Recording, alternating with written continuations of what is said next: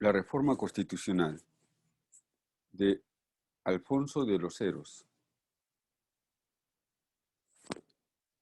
del libro Guía Legal de Negocios Invirtiendo en el Perú,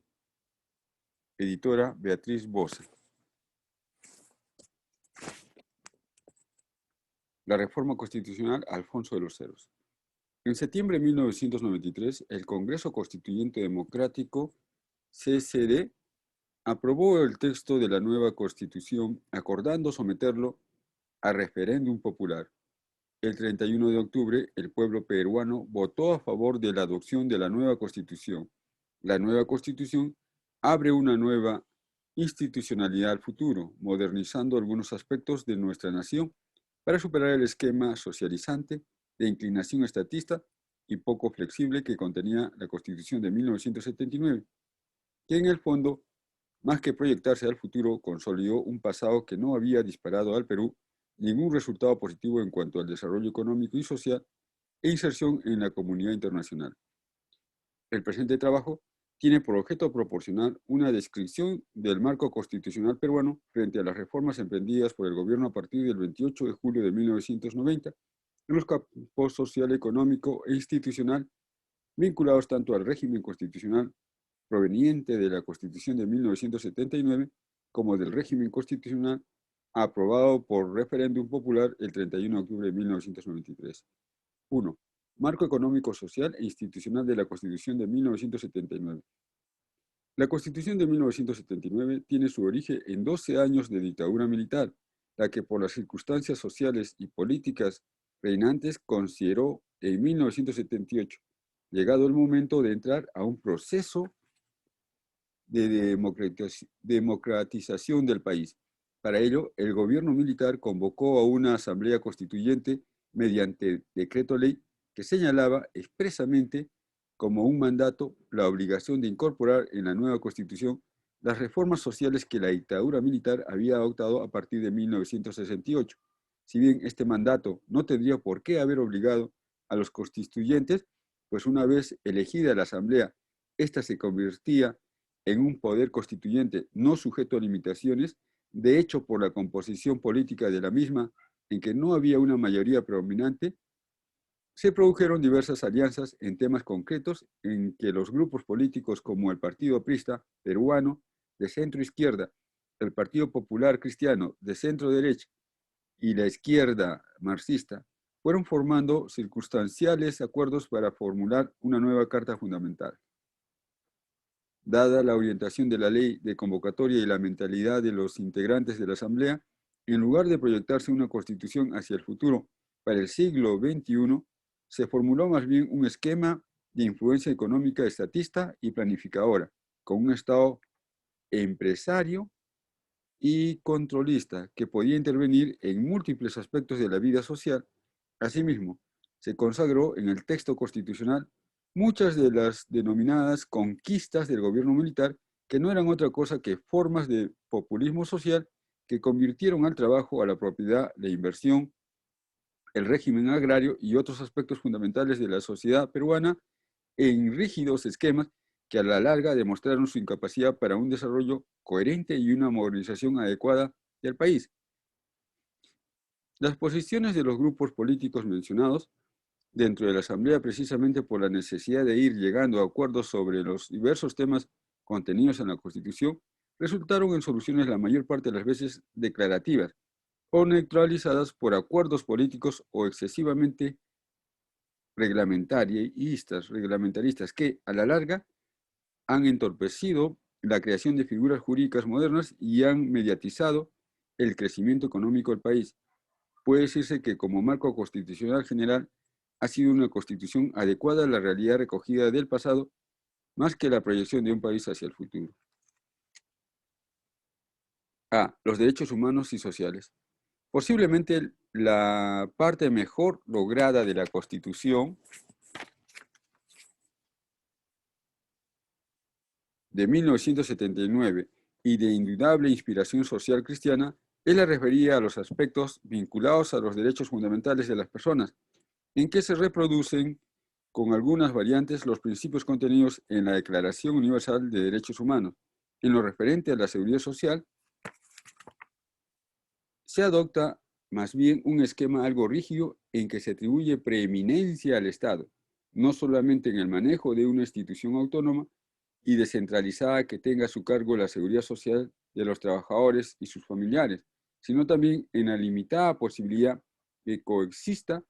con entidades privadas que presten el mismo servicio. Lo mismo ocurre con la educación, en que se consagra la gratuidad de la enseñanza en la educación impartida por el Estado y se prohíbe que la enseñanza privada tenga fines de lucro,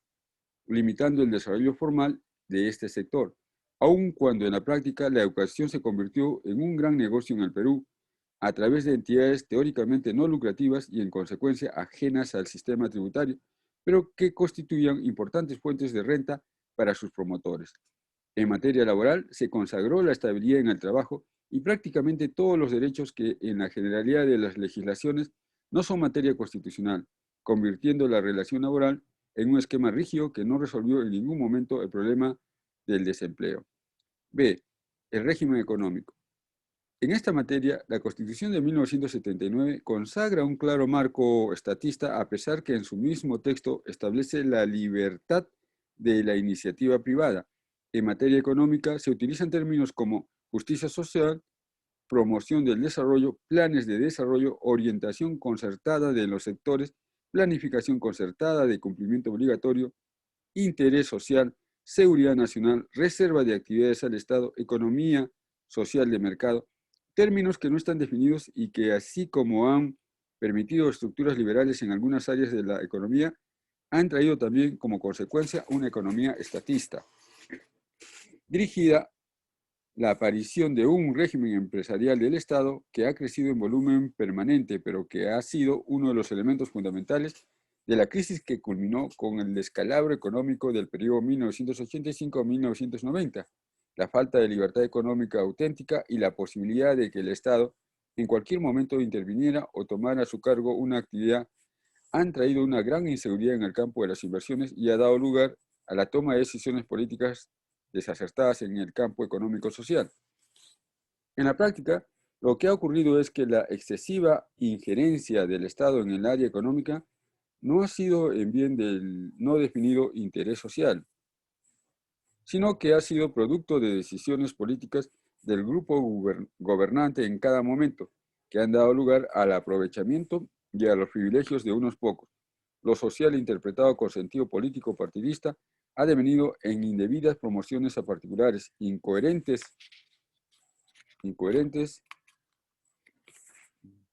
subsidios, sobrecostos laborales, concesiones monopólicas, ruptura del mercado como el inmobiliario y situaciones semejantes que no han provocado otra consecuencia que el debilitamiento económico de toda la sociedad peruana. La economía social de mercado, que no ha sido ni economía liberal ni social, el monopolio estatal sobre los recursos naturales, la propiedad amenazada por arbitrarias expropiaciones o nacionalizaciones, un sistema empresarial agotado y un régimen agrario socializado y en decadencia han sido resultado de la aplicación de una constitución que, como hemos dicho, fosilizó el pasado en el texto jurídico constitucional y no se proyectó hacia el futuro.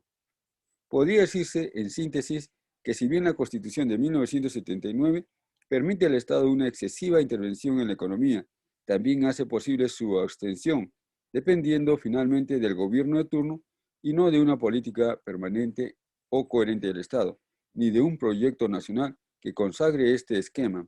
Testigos de esta realidad son los dos gobiernos de la década de los 80, el primero del presidente Fernando Belaúnde, fue un periodo de poca actividad estatal, y el segundo, el del presidente Alan García, fue un periodo de mayor injerencia del Estado. En el primer caso, por una omisión propia del estilo del gobierno de no resolver los problemas que podían suscitar conflicto social o político, y el segundo, por un populismo excesivo mantenido en permanente actividad a efectos exclusivamente de popularidad política. C. Proteccionismo y mercado. La Constitución de 1979 está llena de declaraciones programáticas en aspectos vinculados al rol protector del Estado en lo que se refiere a lo social, llegándose al extremo de establecer que el Estado debe asegurar alimentación, vivienda decorosa, salud integral educación y otros beneficios que en la realidad no se han producido en toda la historia de la República, ni siquiera medianamente. Al mismo tiempo, el Estado ha quedado comprometido a proteger, promover, facilitar, estimular, apoyar o impulsar actividades, personas y servicios, generando, como es obvio, desventajas para los sectores económicos, personas o servicios excluidos, por lo cual, y ante la imposibilidad de servir a tantas finalidades programáticas señaladas, todo ha quedado más que en meras declaraciones. En cuanto al mercado, la Constitución no garantiza un marco legal estable, ni costos razonables, ni garantías contra las prácticas abusivas, con el agravante de que todas las garantías posibles que podrían dar la ley a la ley serias serían fácilmente vulneradas por todos los criterios de interés social que puede utilizar en cualquier momento un gobierno sin salirse de la Constitución para restringir o distorsionar su adecuado funcionamiento. En medio de todas estas prerrogativas estatistas, solamente el artículo 110 de la Constitución de 1979, en su frase final, menciona la defensa del interés de los consumidores. Más bien, la Constitución sí prohíbe claramente los monopolios, oligopolios, acaparamientos, prácticas y acuerdos restrictivos de la actividad industrial y mercantil, y la ley asegura la normal actividad del mercado y establece las sanciones correspondientes, con especial énfasis en los medios de comunicación y en la actividad bancaria, financiera y de seguros, artículos 133, 134 y 153. D. Poder judicial. Si bien las normas constitucionales sobre el Poder Judicial contienen las cláusulas o clásicas garantías sobre la administración de justicia como son su unidad y exclusividad, su independencia y las normas de debido proceso, en el Perú no se han contado en los últimos 20 años con un Poder Judicial independiente, cuyos miembros sean nombrados sin intervención política. Comenzando por la dictadura militar que destruyó el Poder Judicial y nombró jueces adictos al régimen y de escasa probidad,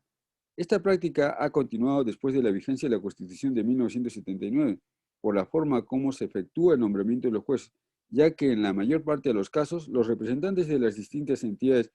que tienen a su cargo dichos nombramientos, como son el fiscal de la Nación, los representantes de la Corte Suprema, de la Federación Nacional de Colegios de Abogados del Perú, del Colegio de Abogados de Lima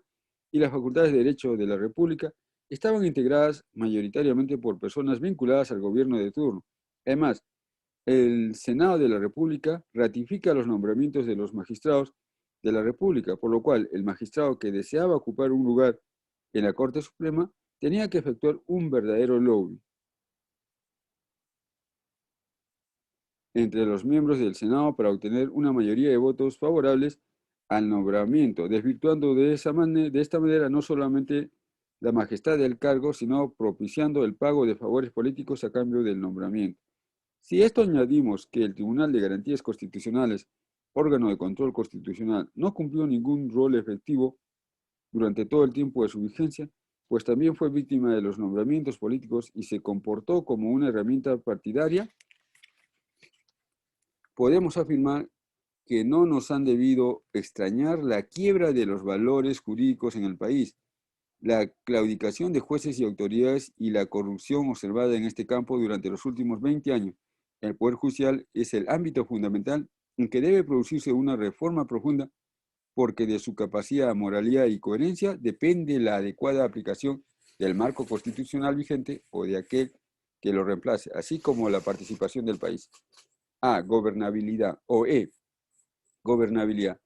La democracia en la Constitución de 1979 es un orden social que se basa en el ejercicio de los derechos humanos individuales, sociales y económicos, garantizados por el Estado y que deben permitir al individuo reclamar eficazmente su cumplimiento.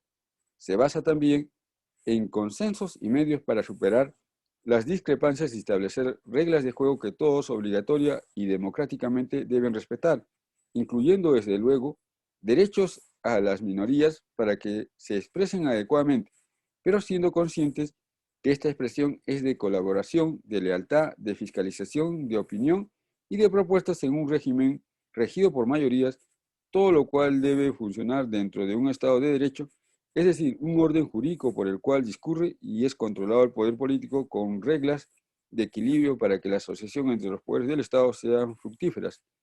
La gobernabilidad depende, pues, de las reglas establecidas para este equilibrio y de la posibilidad de que el gobierno pueda o no dirigir y guiar el proceso político,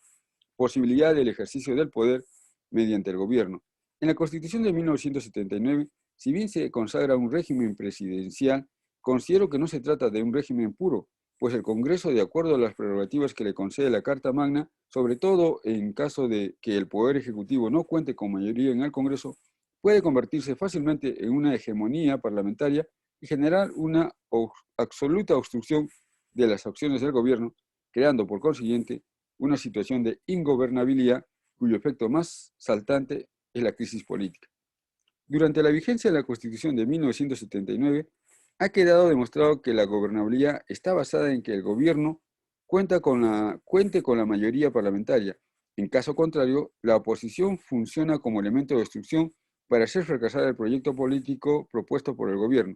Los instrumentos constitucionales para resolver el conflicto no son suficientes, pues la interpretación del Parlamento respecto a las facultades extraordinarias del Poder Ejecutivo y a la utilización del pedido de confianza para determinar el llamado a elecciones parlamentarias los ha mediatizado o neutralizado para evitar que el conflicto se resuelva por la vía constitucional. Esto requiere un análisis y un replanteamiento constitucional para permitir que los poderes del Estado cumplan sus funciones sin obstruirse mutuamente. 2. Las reformas estructurales. A partir de febrero de 1991, se consideró indispensable para una adecuada solución a la crisis en los campos económico, social y político del país el establecimiento de un nuevo marco legal que propiciara una economía libre como base del desarrollo, que sincerara el marco social rígido que el país había venido viviendo durante 20 años y que estableciera las condiciones políticas para una estabilidad a largo plazo que pasaba necesariamente por un proceso de pacificación basado en una legislación adecuada al fenómeno terrorista que vivía el Perú. Las principales reformas legales que se establecieron pueden resumirse en las siguientes. A. Reformas en el campo social. I. Legislación laboral. En materia de derechos sociales, se consideró necesario, entre los más importantes, emprender una reforma en el mercado laboral, flexibilizando la rígida legislación existente, cuyos principales problemas eran el desempleo, la excesiva injerencia del Estado en los asuntos propios de la autonomía de las partes en las relaciones colectivas de trabajo y el inadecuado tratamiento de los beneficios sociales. Las normas fundamentales que se expidieron en este campo han sido la Ley de Fomento del Empleo, hoy dividida en dos normas complementarias, la Ley de Formación y Promoción Laboral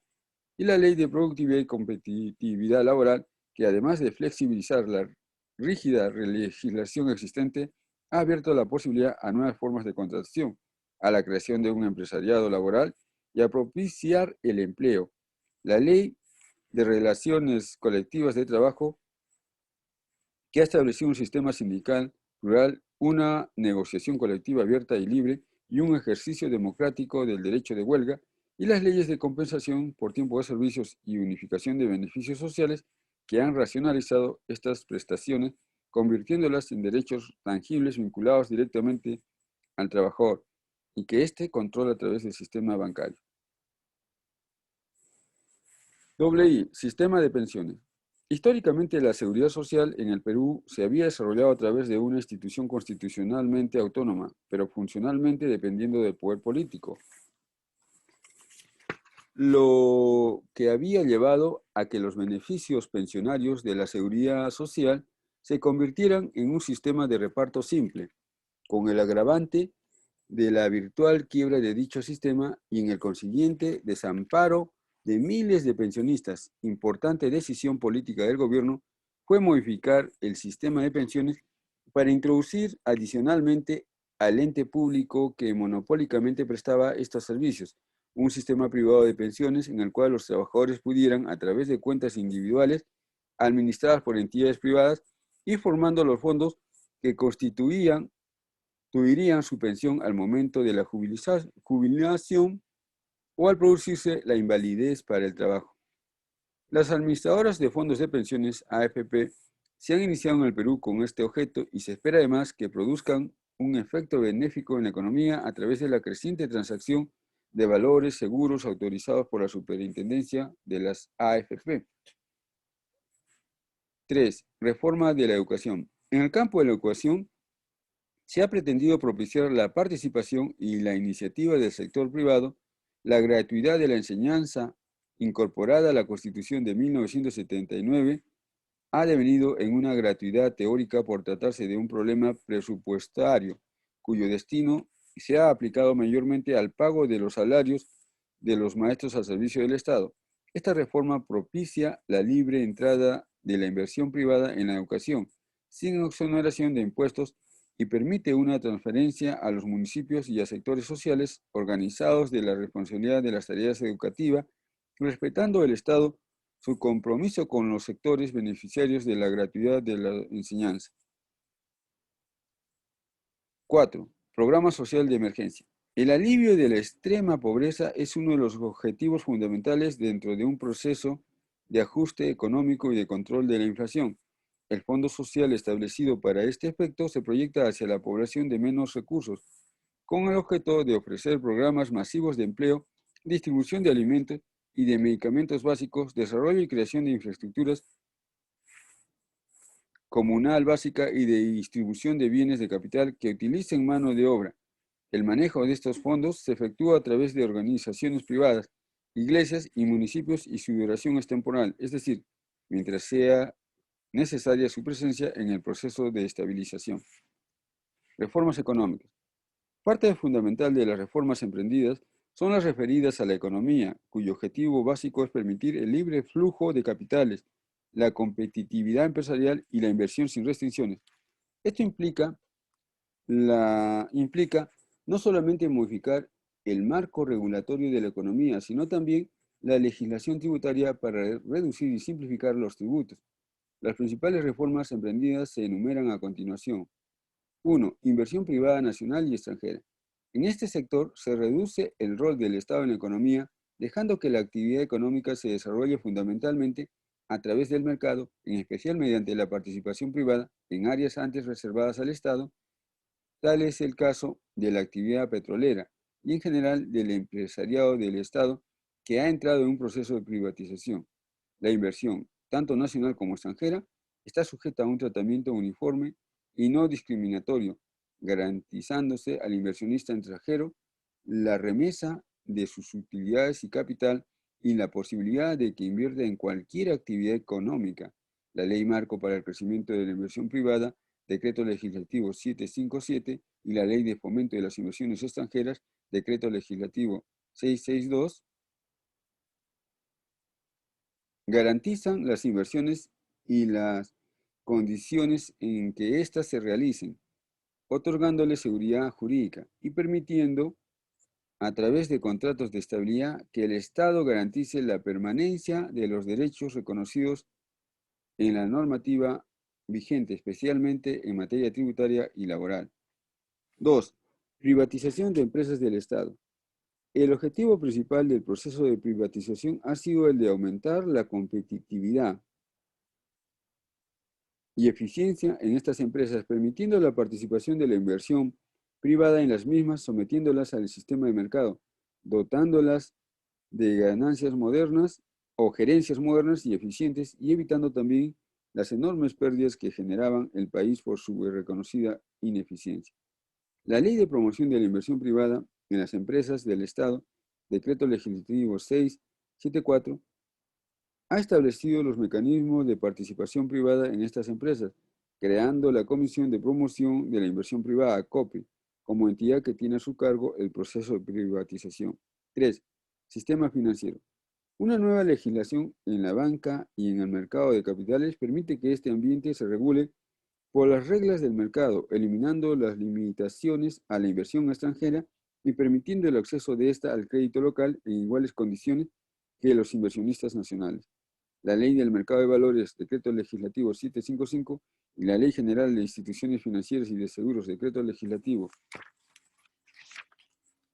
770, establecen, Decreto Legislativo 770, establecen respectivamente un mercado de valores transparente y seguro y una actividad bancaria eficiente y competitiva. 4. Concesión de servicios públicos. En las áreas de transporte, saneamiento, energía, salud, pesquería, turismo, educación e infraestructura, se permite la participación privada a través de un sistema de concesiones que permite a particulares la prestación de estos servicios públicos con el objeto de hacerlos eficientes y permitir que el Estado dedique sus esfuerzos hacia funciones esenciales de tipo social y de orden normativo. 5. Reforma tributaria. Pieza fundamental de la reforma económica es la reforma tributaria, no solo en lo relativo a la mejora de la recaudación por el Estado, sino en especial por la simplificación que significa reducir más de un centenar de impuestos a un grupo coherente y manejable de 4 o 5 grandes impuestos, entre los que se encuentran el impuesto a la renta, el impuesto al patrimonio, el impuesto al valor agregado o impuesto a las ventas y los aranceles.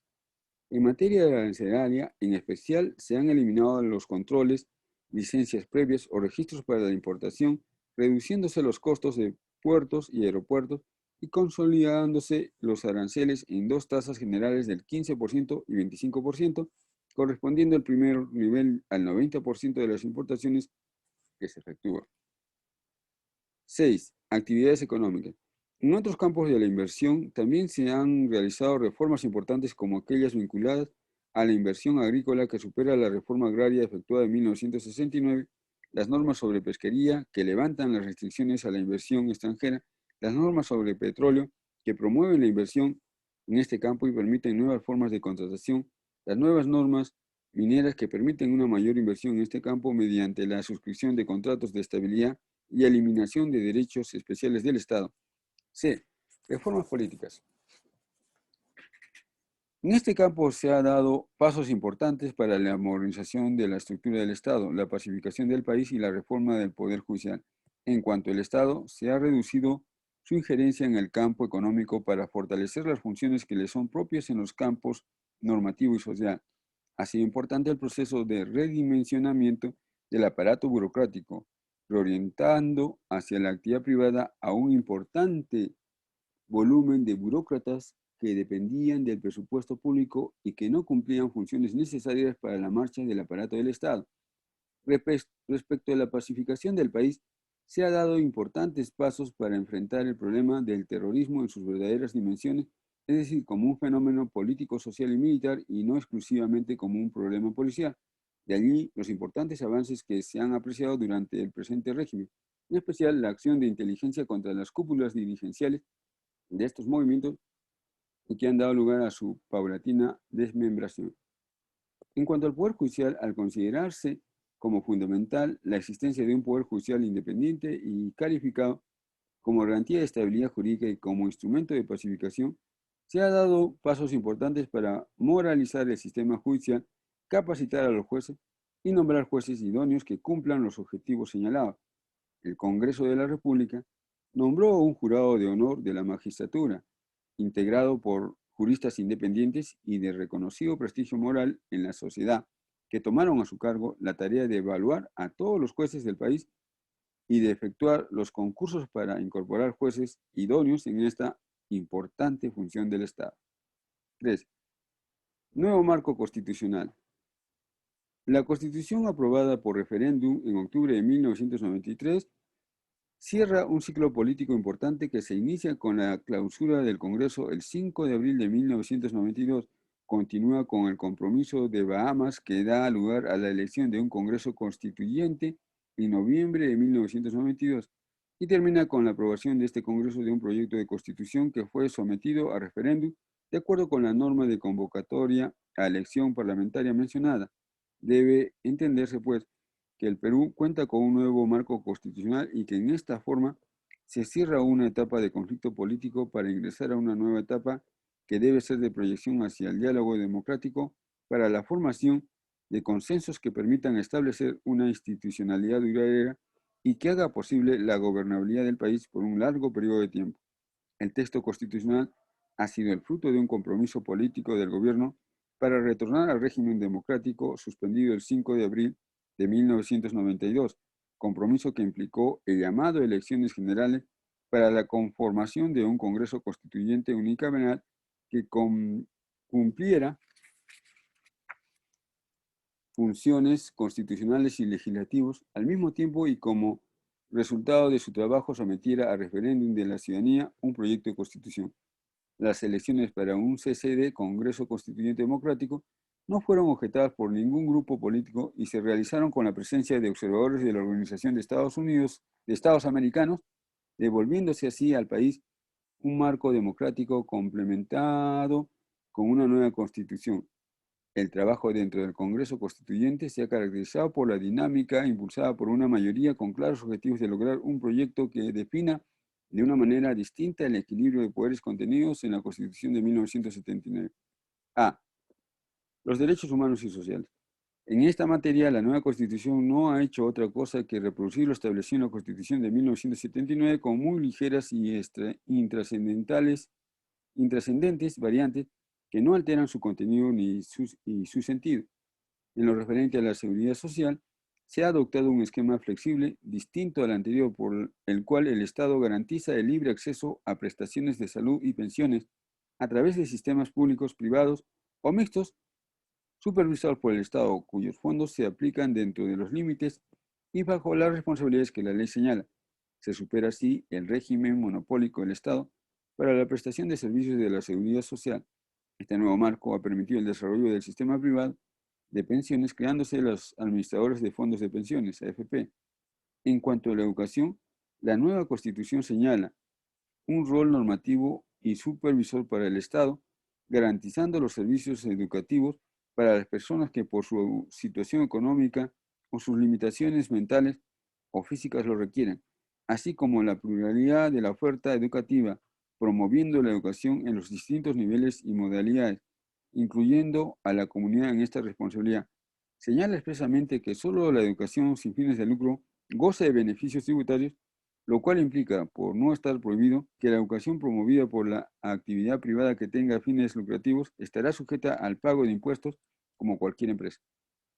En materia laboral, la nueva Constitución precisa un marco técnico claro y flexible para orientar las relaciones de trabajo. La flexibilización propuesta no tiene un sistema limitativo o reductivo del sistema protector propio del derecho de trabajo, sino más bien un sentido de adecuación al cambio operado en la realidad.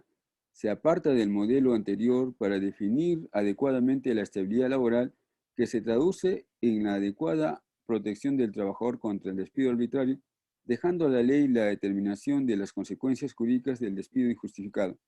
La nueva Constitución consagra en forma técnica y orgánica los derechos colectivos de sindicación, negociación colectiva y huelga, así como su ejercicio democrático, garantizando la libertad sindical, el fomento a la negociación colectiva con fuerzas vinculantes dentro del ámbito en que es concertada y el derecho de huelga ejercido en armonía con el interés social, dejando a la ley la determinación de las limitaciones y excepciones a las mismas.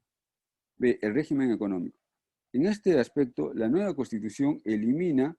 todos aquellos términos imprecisos de corte estatista que contiene la Constitución de 1979, consagrando la libre iniciativa privada,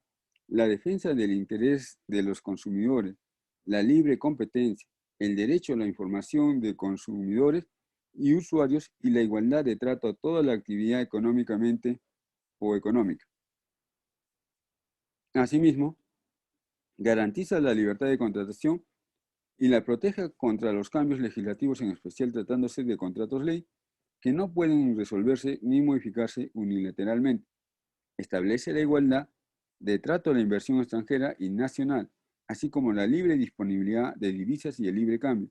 En materia de recursos naturales, señala que son patrimonio de la nación, pero permite su utilización y otorgamiento a los particulares mediante un derecho real sujeto a las condiciones que fija la ley. En materia de propiedad establece su inviolabilidad y garantiza a los extranjeros iguales condiciones que los peruanos en esta materia. También se garantiza la libertad de empresa y permite que el Estado y las personas de derecho público puedan someter las controversias de naturaleza económica a arbitraje nacional o internacional. Si bien en la nueva Constitución repite el concepto de la economía social de mercado, también se señala que se ejerce por la iniciativa privada en un marco de libertad, limitando el rol del Estado a las áreas sociales, de seguridad, servicios públicos e infraestructura. C. Poder judicial. El texto constitucional recoge los principios y garantías clásicos de la Administración de Justicia establecidos en la Constitución de 1979, pero mejora el sistema de nombramientos judiciales para evitar caer en las incongruencias del pasado, estableciendo también una academia de la magistratura para la formación y capacitación de los jueces y fiscales. El Consejo Nacional de la Magistratura, encargado del nombramiento de los jueces, está integrado por representantes del Poder Judicial, de la Fiscalía de la Nación, de los colegios de abogados, de los colegios profesionales y de los rectores universitarios, tanto nacionales como privados, estableciendo garantías para los magistrados a efectos de preservar su independencia y la estabilidad. La nueva Constitución, a diferencia de la Constitución de 1979, no exige ratificación de los nombramientos por el Congreso. D. Gobernabilidad.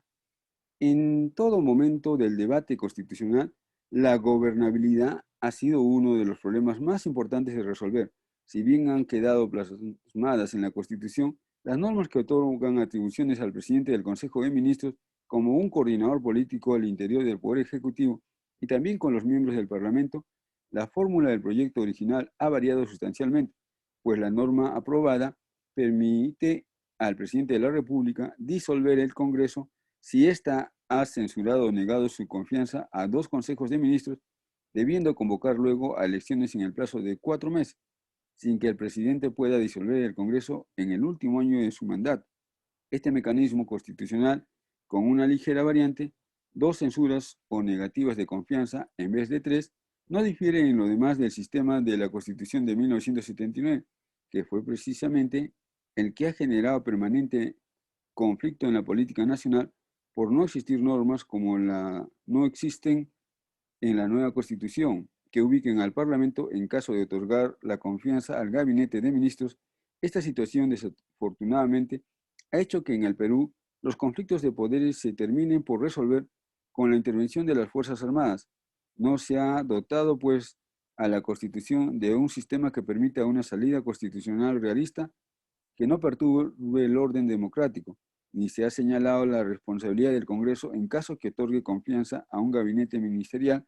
carencias que pueden comprometer eventualmente la gobernabilidad.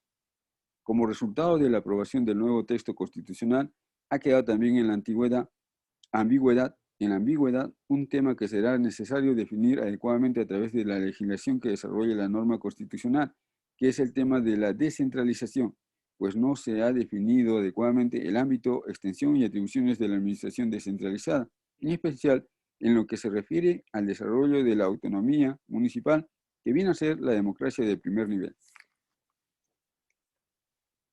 En lo demás, el mantenimiento y continuidad de un sistema de libertad económica como el que propugna el nuevo marco constitucional durante el mayor tiempo posible, en virtud del respeto al pacto social contenido en la nueva Carta, serán la mejor garantía para el desarrollo integral del Perú. La nueva Constitución resulta, dentro de las limitaciones humanas de un texto de esta naturaleza, un marco adecuado para la consecución de un proyecto nacional que tenga por objeto lograr, en el menor tiempo posible, el adecuado desarrollo del país y otorgar durante varias décadas,